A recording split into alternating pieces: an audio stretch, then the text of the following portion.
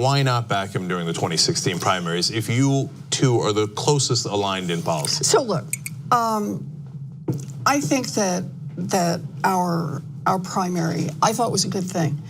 And I thought it was good that Bernie was out there, that Hillary was out there. They were giving two different visions. They were out there through all the states. I thought it put both energy on our side. And I'll tell you something else I thought it did. It made me proud to be a Democrat. You know, while the Republicans were doing. Made me proud to be a Democrat. Made me proud to be a Democrat. Elizabeth Warren goes on Cenk Uygur. They're playing footsie under the table. Cenk Uygur is not necessarily asking her really any difficult questions. This question just kind of writes itself. Why didn't you support Sanders? And he didn't necessarily push back in order to get a better answer. Meaning, put it very clearly, well, early on, didn't you say that they rigged it? Book that is coming out by Donna Brazile, the former acting chair of the Democratic National Committee, that the campaign of Secretary Hillary Clinton was far more influential at the Democratic Party, the Democratic National Committee, than we previously knew. Do you think, though, that what we're learning from Donna Brazile's book suggests that the campaign, that what the Democratic National Committee did, meant this election was rigged? Yeah, I think it was. I think it was. I think it was. So a campaign that Elizabeth Warren said was rigged, eventually she walks that back when the party gets to her. But basically she said, it made me proud to be a Democrat, despite the fact that I think the process was rigged. The reality of it is, going back to 2013, Warren had already signed a secret deal with Hillary Clinton, giving her fealty and allegiance. Sanders asking her in 2013, right? Sanders asking her in 2015 to run. Well, she had already given her allegiance to Hillary Clinton.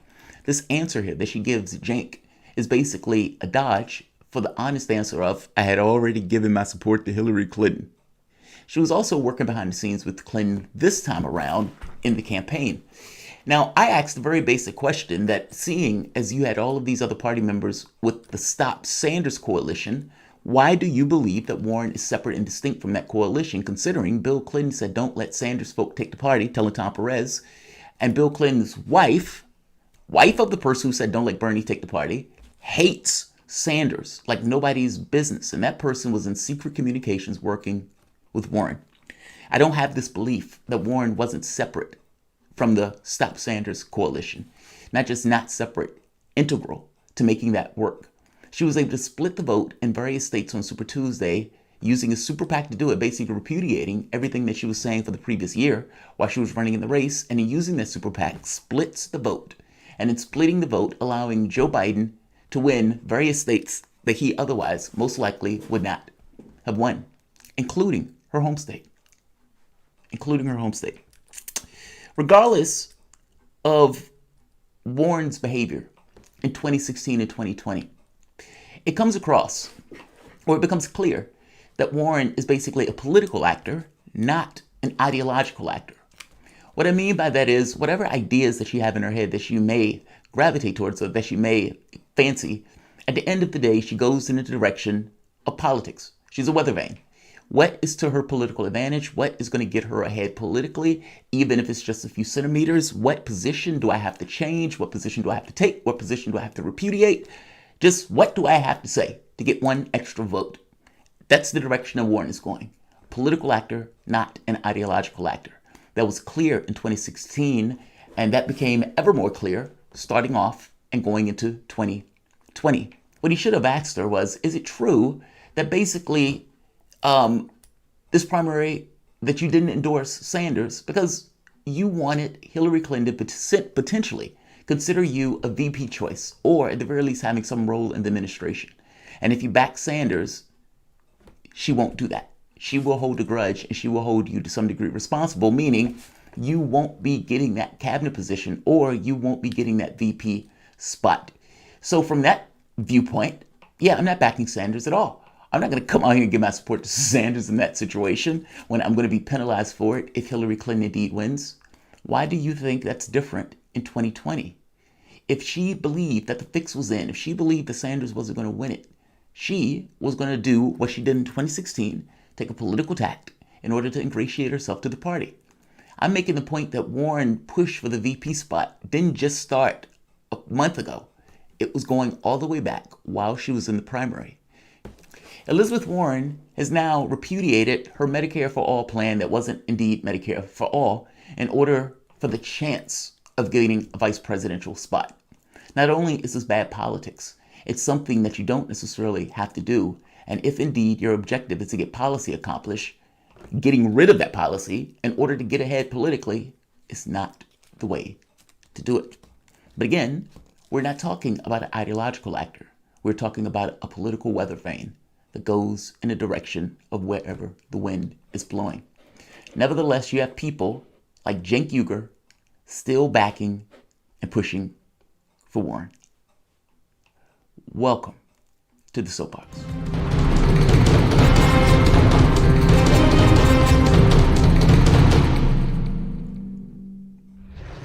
My name is Jamal Thomas. This is the Progressive Soapbox. Guys, if you dig this content, please like, share, subscribe. You can always support this content through PayPal or Patreon. Early on, it became clear that Elizabeth Warren wasn't for Medicare for All. Yet, you had people like Cenk Uygur and Prayapal, and even Grimm, arguing that what she was putting forth was, in some degree, Medicare for All. Again, over and over again, they gave her the benefit of the doubt, and they still continue to do so, even after she put a knife in the left, even after she repudiated the super PAC thing in order to attack and undermine Sanders, even after she didn't endorse the guy that the left was backing, despite her grifting for vote support and money from that exact same left. And for Cenk Uygur to turn around and come around and say, hey, she would be a great person for the VP spot, and you just got to put all of that stuff that she did to the side. Talk about magnificently naive. The level of inability to do basic fucking politics is utterly astonishing. Uygur, some are upset Warren is seemingly backing away from Medicare for All. It's not seemingly, she backed away from Medicare for All. It's even, he's starting off propagandizing to his audience. Yeah, me too. Do you know why she's doing that? Because we lost. When you win the primary, you get to do policies. When you don't, you can negotiate for the best possible outcome under circumstances. Well, the issue here is she's not negotiating for anything. She's just repudiating Medicare for All in order to get ahead politically and get a VP spot or get some spot in the cabinet. That's not politics if indeed you want to get your policies accomplished. You need to fight like hell, basically tooth and nail, in order to get your policy agenda accomplished. Even now, even in this political climate, you are in a situation where there is a pandemic. 40 million people are without health care, and the Democratic Party is pushing COBRA. If this is not the time to push for Medicare for All when it has 88% approval, then it never is. It's embarrassing. It's utterly and entirely pathetic that you're willing to back Warren after everything she did, her duplicitous behavior in 2016 and 2020. You must understand, not only does allowing her to attack the left and attack Sanders and basically the candidate that the left chose once they dropped her because they realized she wasn't being honest, not only does it set a precedent where you incentivize your own being taken advantage of and your own malignment, it gets across that there is no consequences for duplicitous and bad behavior directed at the left. I don't know why he believes that anything he wants from a policy agenda will get accomplished by behaving in this way. It is bad politics, and it makes no sense in regards to trying to get what you want accomplished. If indeed you were focused on policies, what you would do is you would use your stature, be it Sanders or for that matter, be it Warren, to focus and give precedent or priority to policy over this thing of party. And fact of the matter is, if you are doing that, and if your network for that matter did that, where you basically said you get our support when you represent our interests, until you do that, nothing happens. And you backing Warren is literally the opposite of politics. That is just sheepdogging. There's a difference in those things. If a candidate is willing to go after you and your interests, then what does it do when you basically back that candidate who's going after you and your interests? It means that the political space considers you basically weak, feckless, and considers you part of a group that can be taken advantage of and utterly and entirely ignored, because they realize that they can do and say anything against you and you would still support them. That's the pathetic position and the pathetic situation that Cenk Uygur incentivizes by taking this particular weak position. This flamboyantly naive politics does not address or forward our objectives and our causes. It continues a 40-year trend where basically lefties, cowed with this notion of you have nowhere else to go, lump themselves into the Democratic Party as opposed to standing on this notion of integrity and standing on this notion that there are policy limits that you are not willing to go. Drawing a line in the sand saying going beyond this point or not accepting this policy or that policy is a red line where you will lose, where your ability to unify the party will go up in smoke, and you will continue to lose until you're willing to deal with a basic level of standards of policy integrity of what it means to be a Democrat that is not entirely relative to Republicans, but is enshrined at what it means to be a Democrat. By being willing to vote for Warren and this blue no matter who nonsense, not only do you cut down the vote total of the people who vote for the party because they realize that engaging the political space doesn't give them anything back in return, but voting blue no matter who basically means nothing that you want policy-wise will get accomplished until you stand outside of the party structure and scream, these are the policies that we want in order to get our support. Nothing changes. And the blue no matter who makes the situation from the standpoint of lefties worse. I don't know if Uygur is trying to do this because he believes that if Warren gets in office, the interviews that he had with Warren would allow him a pathway into the White House, meaning a pathway to be able to interview Warren and get somebody who's basically the VP on his show. This, for Uygur, could be somewhat of a political connection thing, not necessarily an ideological thing.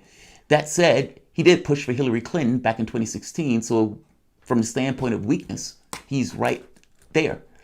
I guess my point is, it's very possible that what Uygur wants here is the ability to interact with Warren if Warren became the VP, seeing as he had multiple interviews with Warren and there was a relationship that was already established. Either way, I don't have a relationship with Warren. I am not backing somebody that was willing to put a knife in me and my priorities and the things that I wanted to get accomplished. If Donald Trump really is indeed the walking apocalypse, then you need to explain to me why it is better to not give concessions that could unify the party and beat Trump, as opposed to losing to Trump. That question should be the question that you are answering continuously on your network. If indeed the Democrats are saying that Trump is the walking apocalypse, then can you give a legitimate, rational reason why they wouldn't support policy that would unify the party as opposed to just going into an election where they could potentially lose? Between policy concessions and losing to Trump, if Trump is indeed a walking apocalypse, then you need to justify and explain to me why you don't want the unity by pushing through Medicare for all and elimination of student debt. This is weak. This is massively weak. Stop calling yourself home of the progressives. And like I said, how do you justify not supporting policies and not enacting and taking on policies that have 88% support and over 70% support in the Democratic Party, meaning the elimination of student debt and Medicare for all? And if you're not willing to accept those, why should you get anybody's vote, especially from the standpoint of the left? And how do you justify not supporting those policies if supporting those policies is the thing to unify the party and ensure you beat Trump? I don't understand how Trump is supposed to be a walking apocalypse, but you care more about not enacting those policies as opposed to beating Trump. How weird that is. Catches is not weird at all. I told you before they cared more about about beating Sanders than it did about beating Trump. Cenk Uygur, everyone. Like, share.